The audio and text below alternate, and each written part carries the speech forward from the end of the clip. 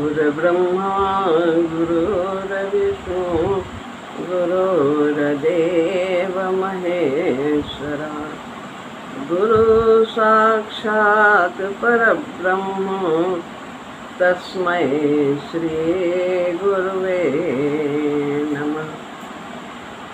श्री राम।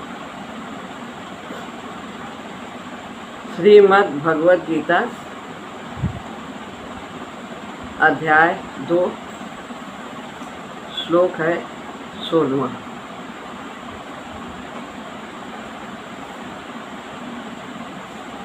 नासतो विद्यते भावो न भावो विद्यते सतः उभयोरपि द्रष्टोऽन्तः त्वनयोस्तत्त्वदर्शिभिः।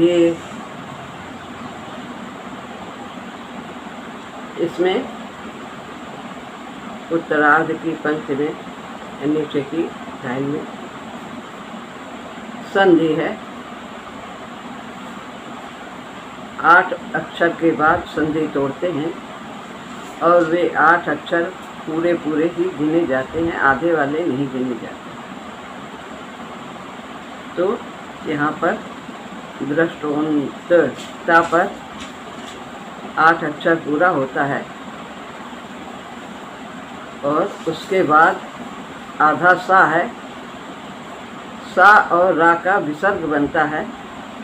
यहाँ पर आधा सा है तो इसलिए शेष कुछ नहीं बचता, कोई स्वर और सा का हम विसर्ग बना देते हैं। दृष्टोन्तः पढ़ा जाएगा। फिर आगे त्वनयोस तत्वदर्शी भी ऐसा पढ़ेंगे।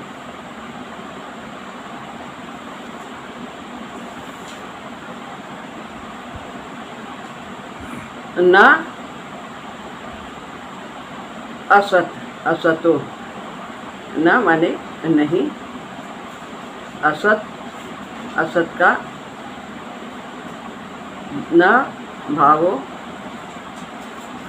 असत का तो भाव माने भाव नहीं है, न विद्यते विद्यमान नहीं है, तू और सत, सतः माने सत का न अभावो,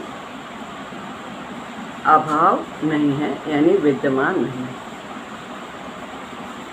तत्वदर्शी भी, तत्वदर्शी महापुरुषों ने अनयो इनको उभयो दोनों का अपि माने भी अंतः तत्व दृष्टः देखा है यानी अनुभव किया है।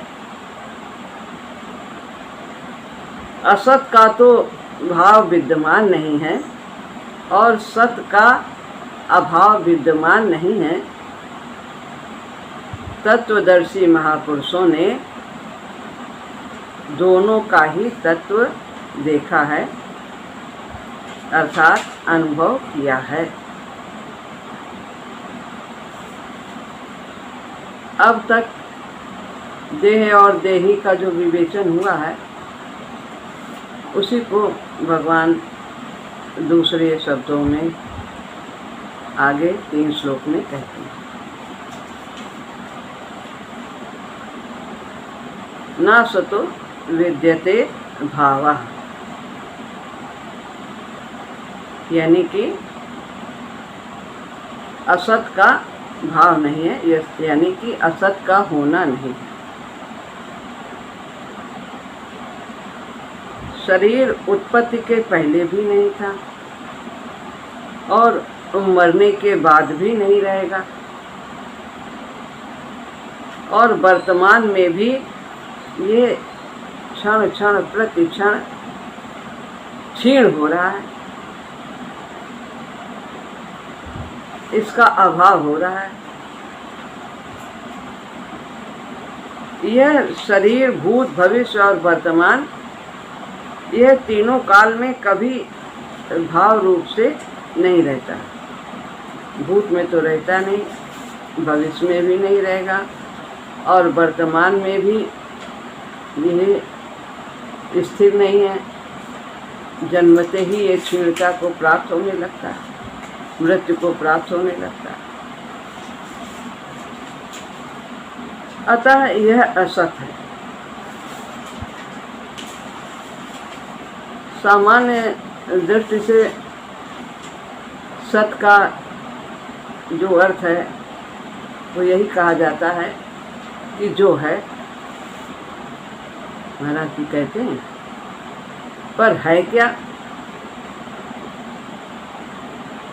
जरा हम गहराई से विचार करें तो पेड़ है क्या? हाँ, दिखता तो है, लेकिन इसकी सत्ता पंच महाभूतों के होने पर ही है। जब वे हैं तभी वो है पेड़। पंच महाभूत क्या है? ये चित जल पावक गगन समीरा। तो क्या पंच महाभूतों की सत्ता स्वयं की है? नहीं, प्रकृति के होने पर ही इनकी सत्ता है। तो क्या प्रकृति की सत्ता है? नहीं, प्रकृति की सत्ता भी एक अखंड सत्ता के होने से ही है। तो वो अखंड सत्ता की क्या स्वतंत्र सत्ता है? परमात्मा की क्या स्वतंत्र सत्ता है कि उनकी भी सत्ता किसी के सत्ता के होने से है? नहीं, प्रभु की सत्ता अखंड सत्ता है। तो जिसकी अखंड सत्ता है, किसी पर आधारित नहीं है, जिसकी सत्ता वास्तव में, तो वही सत्य है। तो इस तरह से जो हमें प्रतीत होता है वो वास्तव में उसकी स्वयं की सत्ता नहीं है। परमात्मा की सत्ता पर ही सभी की सत्ता आधारित है। तो एक वही अखंड सत्ता ही सत्य है वास्तव में। वह नित्य है, अविनाशी है, और बाकी जितना भी कुछ है उनकी सत्ता पंचमहाभूतों पर, प्रकृति पर, इस तरह से वे सब आधारित हैं। तो सत्य हम यही कहेंगे कि सत्य केवल परमात्मा ही सत्य है, जिसकी सत्ता स्वयं पर आधारित है।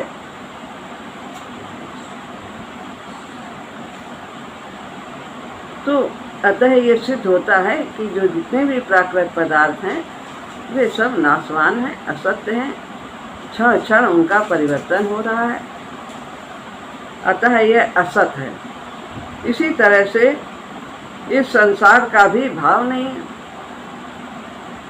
और शरीर भी इस संसार का ही अंश है।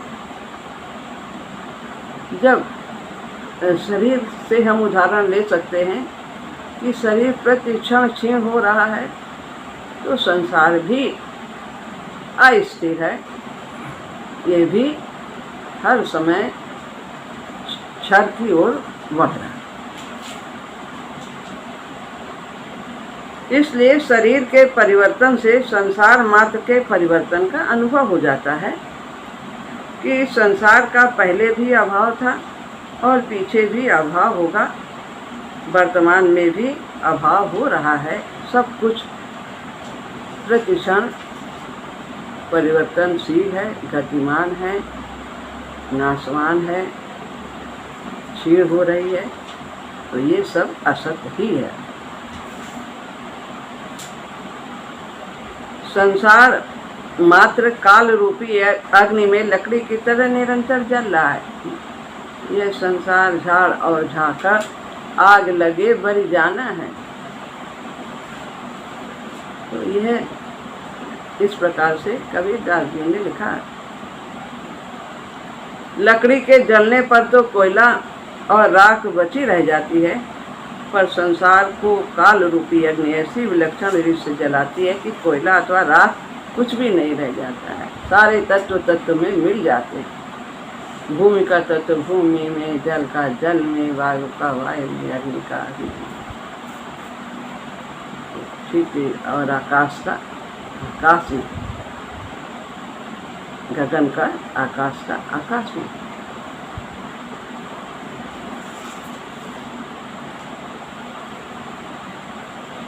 न भावो विद्यते सता, यानी जो सत वस्तु है उसका कभी अभाव नहीं, वो सदैव विद्यमान रहती है। जैसे कि अभी परमात्मा का अभी विचार किया, जो सत वस्तु है उसका अभाव नहीं होता, जिसकी सत्ता स्वयं पर आश्रित है। अर्थात जब देह उत्पन्न नहीं हुआ था तब भी देह ही था, क्योंकि वो भगवान का अंश है। परमात्मा सत्य है, इसलिए उनका अंश आत्मा वो भी सत्य है। वो कभी उसका अंत नहीं होता, कभी नाश नहीं होता। वो देह रूपी वस्तुओं को बदलता रहता है अपने विकास की आवश्यकता के अनुसार।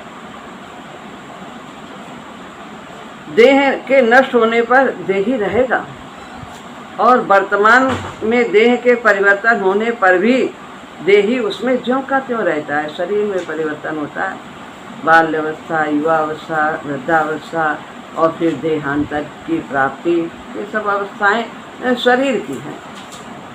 पर वो देही जो है वो ज्यों का त्यों रहता है, उसमें कोई परिवर्तन नहीं होता।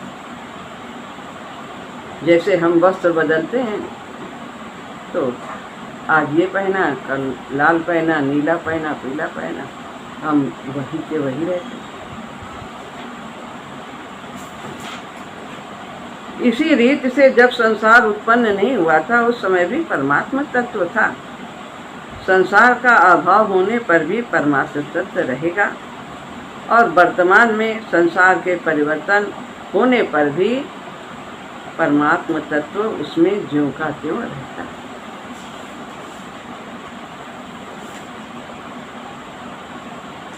अब हम विशेष बात ध्यान देते हैं। संसार को हम एक बार देख सकते हैं, दूसरी बार नहीं। हम कहते रोज देखते हैं, खड़ा है रोज, मकान है, सामान है, सब कुछ है, रोज दिखाई देता है। लेकिन जो चीज़ हमने अभी देखी है उसी रूप में हम उसे तुरंत दोबारा नहीं देख सकते हैं, एक क्षण के बाद भी। कारण कि संसार प्रतिक्षण परिवर्तनशील है। अतः एक क्षण पहले वस्तु जैसी थी, दूसरे क्षण में वो वैसी नहीं दिखती। परिवर्तन हमें प्रतीत नहीं होता, लेकिन परिवर्तन प्रकृति के द्वारा होता ही रहता है। प्रकृति का स्वभाव ही है परिवर्तन। जैसे हम सिनेमा देखते हैं पर्दे पर, और हमें सब एक सा दिखता है, लेकिन उसकी रील कितनी तेजी से चलती है, दौड़ती है, कितना स्पीड से हम समझ नहीं पाते, और वो हमें एक साथ सब बराबर दिखाई देता। सिनेमा देखते समय पर्दे पर दृश्य स्थिर रहता है। मशीन पर फिल्म तेजी से घूमने के कारण वो परिवर्तन इतनी तेजी से होता है कि उसे हमारी आंखें नहीं पकड़ पाती। इससे भी अधिक विशेष बात है कि वास्तव में संसार एक बार भी नहीं दिखता, एक बार भी नहीं दिखता। कारण कि शरीर, इंद्रियां, मन, बुद्धि आदि जिनसे हम देखते हैं वो भी तो परिवर्तनशील है। अंतःकरण भी परिवर्तनशील है, और ये स्थूल ये भी परिवर्तनशील है, शरीर भी, संसार भी। तो शरीर, मन, बुद्धि आदि जिन कारणों से हम संसार को देखते हैं, अनुभव करते हैं, वे कारण भी संसार के ही हैं। अतः वास्तव में संसार से ही संसार दिखता है, संसार से ही संसार, वो सब संसार का ही तो अंश है। मन बुद्धि इंद्रियां आँख कान ये सब संसार का ही जड़ पदार्थ हैं सब। तो हम संसार से ही संसार को देखते हैं। ये सब परिवर्तनशील। स्वरूप में संसार की प्रतीति नहीं होती है, आत्मा में संसार की प्रतीति नहीं होती। संसार के संबंध से ही संसार की प्रतीति होती है। जब जीव संसार से संबंध जोड़ लेता है, मैं मेरे का संबंध जोड़ लेता है, शरीर मेरा, मेरा नाम है, मेरा रूप है, मैं हूँ, जाति का हूँ, वर्ण का हूँ, स्त्री हूँ, पुरुष हूँ, ये सब यही अपने को समझता है, तो फिर वह संसार से ही संसार को देखने लगता है। दूसरी बात, संसार की सहायता के बिना चेतन स्वरूप कुछ कर नहीं सकता। परा और अपरा के संयोग से ही हम विकास को प्राप्त कर सकते हैं। केवल आत्मा यहाँ पर कुछ भी नहीं कर सकती, कोई सेवा कार्य नहीं कर सकती, कोई पदार्थ का सदुपयोग नहीं कर सकती, तो उसे जड़ पदार्थ की आवश्यकता होती है। जैसे कि कपड़ा में यदि हमें धागा पिरोना है, जाना है, ले जाना है, उसमें पहुंचाना है, तो फिर हम विजातीय तत्व का सहारा लेते हैं। और वो विजातीय तत्व सुई होती है, धागा अलग है, उसका स्वभाव अलग है, वो कोमल है और सुई कठोर है। तो हम उसकी सहायता से हम इस कार्य को कर सकते हैं। जो हमारा उद्देश्य है कि हम धागे को उस तत्व में मिला दें, तंतु में मिला दें, वो भी वही धागा है, धागे से ही कपड़ा बनता है। इसी तरह परमात्मा की प्राप्ति के लिए परा को अपरा की सहायता लेनी पड़ती है, तभी तो वो सेवा करेगा, भजन करेगा, भगवान का सुमिरन करेगा, अपने विकास के उद्देश्य को सामने रखकर पूर्णत्व को प्राप्त करना। दूसरी बात है, संसार की सहायता के बिना चेतन स्वरूप कुछ कर ही नहीं सकता, इसीलिए वो स्थूल में आता है। इससे सिद्ध हुआ कि मात्र क्रिया संसार में ही है, स्वरूप में नहीं है।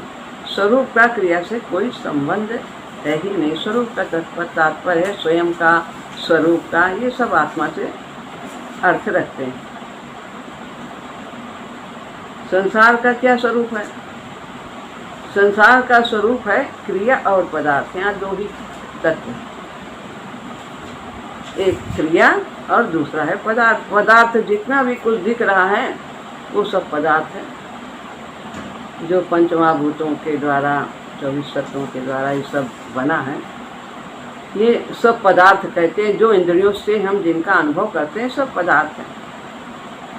और फिर हम इनसे, इस शरीर के द्वारा क्रिया करते हैं, इनका उपयोग करते हैं।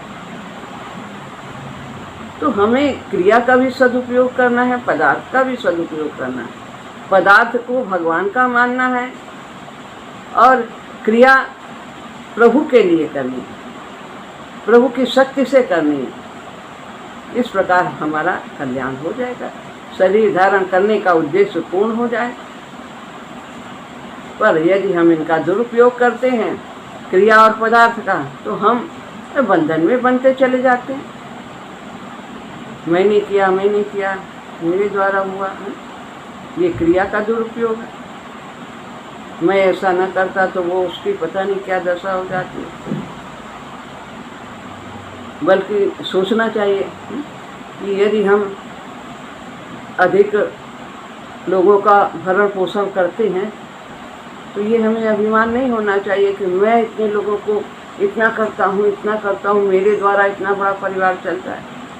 तो प्रभु को धन्यवाद दें कि हमें प्रभु ने ये माध्यम बनाया, हमारे कल्याण का रास्ता खोला, कि हमें माध्यम बना करके ये सब हमारे पुण्यों की जो गठरी है वो हमारी झोली में डाली, हमसे ये शुभ काम कराया, हमारा ये कल्याण किया। सब कुछ तो परमात्मा का है, शक्ति भी उसी की, पदार्थ भी उसी का। तो पदार्थ जो है वो सब, इसका क्या सदुपयोग है? ये सब भगवान ने दिया है। उन्होंने इसे हमें हमारे समुचित उपयोग के लिए भी दिया है और दीन दुखियों की सहायता के लिए भी दिया। भगवत भाव से हमें ये सब कार्य करने चाहिए।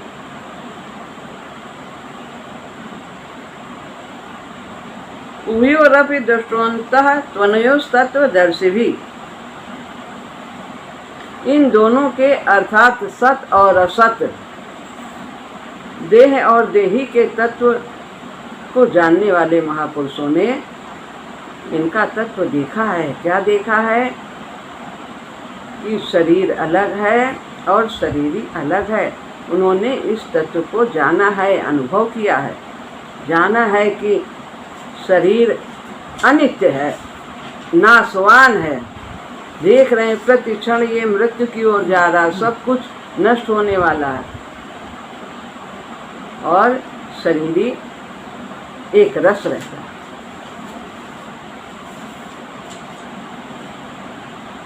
असत वस्तु का तत्व भी सत है, क्योंकि उसको परमात्मा ने बनाया। कैसे सत है? उसमें भी सत है, तभी उसकी सत्ता दिखाई देती है।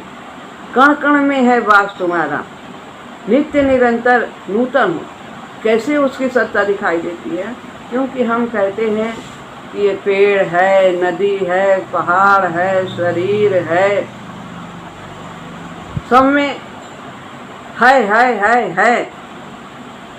तो जो है वो परमात्मा का तत्व है। वो है कभी नहीं बदला, लेकिन ये सब बदल गया। नदी, पहाड़, पेड़, जानवर, ये सब बदल गए शब्द, लेकिन है कभी नहीं बदला। तो है होने से जो है उसी से उसकी सत्ता दिखाई देती।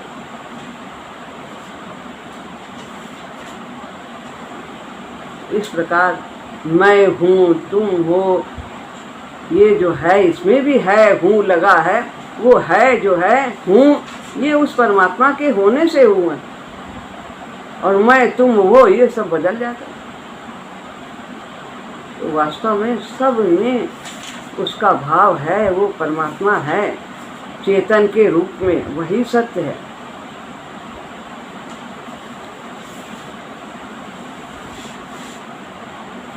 इसी सत्य को बताते हैं, परा प्रकृति कहते हैं, क्षेत्रज्ञ कहते हैं, शरीरी कहते हैं, देही कहते हैं, चेतन कहते हैं।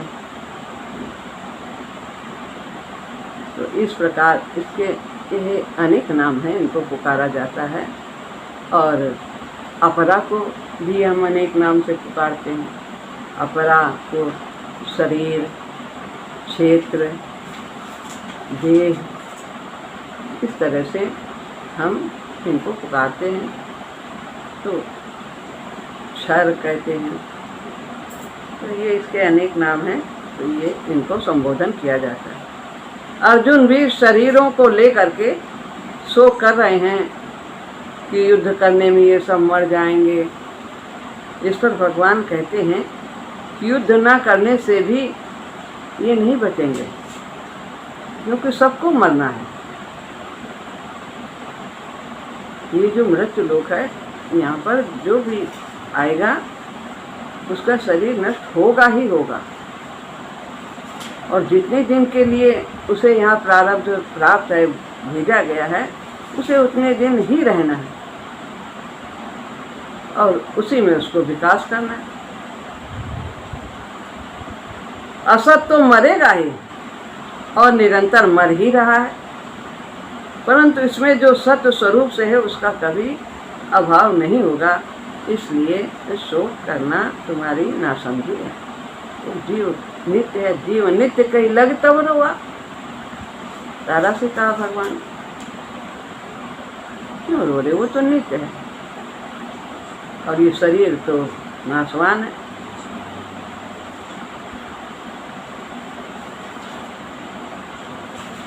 ग्यारहवें श्लोक में आया कि जो मर गए हैं और जो जी रहे हैं, उन दोनों के लिए पंडित लोग शोक नहीं करते, क्योंकि शरीर तो को मरना ही मरना है और जीव अमर है। 12वें-13वें श्लोक में देही की नित्यता का वर्णन किया गया है और संसार की अनित्यता का वर्णन किया है। उसमें धीर पुरुष का वर्णन किया है कि धीर जो हैं सोमृतत्वाय कल्पते हैं, वो अमरता को प्राप्त होते हैं। जो समझदार लोग हैं, बुद्धिमान लोग हैं, वो अमरता को प्राप्त होते हैं। बुद्धिमान कौन है? जो शरीर और शरीरी का अंतर जानते हैं। ऐसे ही यहाँ पर सत असत का विवेचन आया है, तो इसमें भी तत्वदर्शी जैसे धीर, तत्वदर्शी, पंडिता, ये सब शब्दों का प्रयोग किया है। ये सब बुद्धिमान पुरुषों के लिए किया है कि जो जड़ और चेतन को समझते हैं, इनको तत्व से समझते हैं, चेतन को जड़ से संबंध नहीं जोड़ने देते हैं, उनको अलग ही समझते हैं। तो यहाँ पर यह बताया है कि जो विवेकी होते हैं, समझदार होते हैं, उनको शोक नहीं होता है। वो शरीर के नष्ट होने पर वे शोकित नहीं होते। जबकि पहले भी लिखा है कि जब जीव मरता है, शरीर छोड़ता है, तो बहुत से लोग विलाप करते हैं और उसकी यात्रा को दुर्गम बना देते हैं। तो जो जीव है वो उसको महान कष्ट होता है, क्योंकि सूक्ष्म अपनी ओर खींचता है। जीव सूक्ष्म है, वो उसको सूक्ष्म तत्व अपनी ओर खींचता है, और जो स्थूल वाले हैं यहाँ के लोग, स्थूल जगत के, वो उन्हें अपनी ओर मोह माया में अपनी ओर खींचते हैं। लेकिन स्थूल से सूक्ष्म अधिक ताकतवर होता है और विजय तो सूक्ष्म की ही होगी। तो वो उसको तो जाना ही है जीव को, लेकिन हम उन्हें विलाप करके जीव को महान कष्ट पहुंचाते हैं। तो जो करना चाहिए हमें वो करना चाहिए कि हमें उसकी यात्रा को सुगम बनाना चाहिए और उसके लिए भगवान का सुमिरन करना, जप करना, गीता का पाठ करना, ये सब हमें करना चाहिए ताकि उसे हम कुछ दे सकें। और रो करके हम इस तरह से आंसू बहा करके उसे गंदी चीज़ें देते हैं और वो उसको ग्रहण करना पड़ता है। इसलिए हम लोगों जब कभी भी कानपुर में या कहीं भी इस तरह से सत्संग होता था, जहाँ तो जो सत्संगी लोग थे थोड़े से भी जुड़े होते थे, अगर उनके यहाँ कोई ऐसी घटना होती थी, वियोग का अवसर आता था, तो पूज्य भैया मथुरा प्रसाद जी, हम सब लोग वहाँ पर जाते थे और नाम जप करके उस जीव को अर्पण करते थे और गीता के भी श्लोक बोलते थे, वासांसी जीवनानि था, इस तरह के 8-10 श्लोक वहाँ पाठ करते थे और उस जीव को अर्पित करते थे। तो और वहाँ का वातावरण बहुत शांत हो जाता था। जो विलाप हो रहा था, शोकमय वातावरण होता है, वो इतना शांत वातावरण इस तरह से करने से हो जाता है। तो सभी लोग भी शांत हो गए थे, मन उनके शांत हो गए थे और जीव को तो भी उसको भी बहुत कुछ मिल जाता है।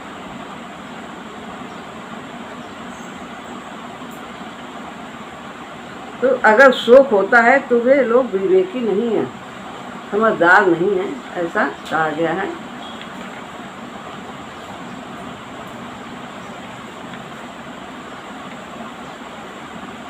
तो इस प्रकार से यहाँ पर ये विषय में यही हम समझते हैं कि सत का कभी अभाव नहीं होता है और असत का कभी भाव नहीं होता है। यानी सत का कभी न होना नहीं होता है और असत का कभी होना नहीं होता है। सत्ता मात्र के सिवाय, सत तत्व के सिवाय कुछ है ही नहीं। भगवान ने 14वें 15वें श्लोक में शरीर की अनित्यता का वर्णन किया था। वो कई प्रकरण से समझा रहे हैं, देविनोस्मिन, ये सब कितनी अवस्थाएं बदलती हैं। अब अर्जुन को के माध्यम से हम सब लोगों को यह सांख्य योग के द्वारा थोड़ी इसकी शिक्षा दे रहे हैं। और फिर मुख्य बात तो कर्म योग और भक्ति योग है गीता में, लेकिन आरंभ में यह समझना आवश्यक थोड़ा हो जाता है कि हम इन बातों को भी समझें। भगवान ने 14वें-15वें श्लोक में शरीर की अनित्यता का वर्णन किया था, उसको यहाँ नासतो विद्यते भावा पदों से कहा है। तो 12वें-13वें श्लोक में भी शरीर की नित्यता का वर्णन किया था कि शरीरी की नित्यता का वर्णन किया था। तो शरीर की अनित्यता का वर्णन किया था और शरीरी की अनित्यता का वर्णन किया कि शरीरी जो है वो नित्य है और शरीर अनित्य है। ये भगवान कई श्लोक में समझा रहे हैं कि शरीर अनित्य है और शरीरी जो उसमें निवास करता है वह नित्य है। उसको यहाँ न भावो विद्यते सता पदों से कहा गया है। तो न सतो विद्यते भावो न भावो विद्यते सता, इन 16 अक्षरों में संपूर्ण वेदों, पुराणों, शास्त्रों का तात्पर्य भरा हुआ है। वेद शास्त्र भी यही सब कहते हैं इसी बात को, तो जिसे भगवान तो यहाँ कह ही रहे हैं, इसी बात को वेदों में भी भगवान की बात को कहा। देखने, सुनने, समझने, चिंतन करने, निश्चय करने आदि में जो कुछ भी आता है वो सब असत है। देख रहे हैं मतलब अनुभव करते हैं इंद्रियों के माध्यम से, आँख से देख रहे हैं, सुन रहे हैं, कान से समझ रहे हैं, बुद्धि से, मन से, ये सब जो है जितना ये सब कुछ जड़ पदार्थ है। तो ये इनके द्वारा जो कुछ भी क्रिया होती है वो सब असत है। एक परमात्मा ही सत है, वो सब असत है। जिसके द्वारा देखते, सुनते, चिंतन करते हैं वो सब साधन है, वो भी असत है। जो कुछ देखने में आ रहा वो भी असत है, जिसके द्वारा हम देखते हैं यंत्र के द्वारा वो भी सब असत है, सुनते हैं, समझते हैं, सब असत है। और जो दिख रहा है सब असत है। तो इस प्रकार यहाँ पर सत्य, जिसकी सत्ता स्वयं पर आश्रित है वही वास्तव में सत्य है, और वो है अखंड सत्ता परमात्मा, वही सत्य है, वही सब में विद्यमान है। उसके होने से ही हमें सब कुछ भासता है। तो इस श्लोक का यहाँ पर पूर्ति होती है। अब आगे 17वां श्लोक अगले सत्र में हम आरंभ करेंगे। श्री राम।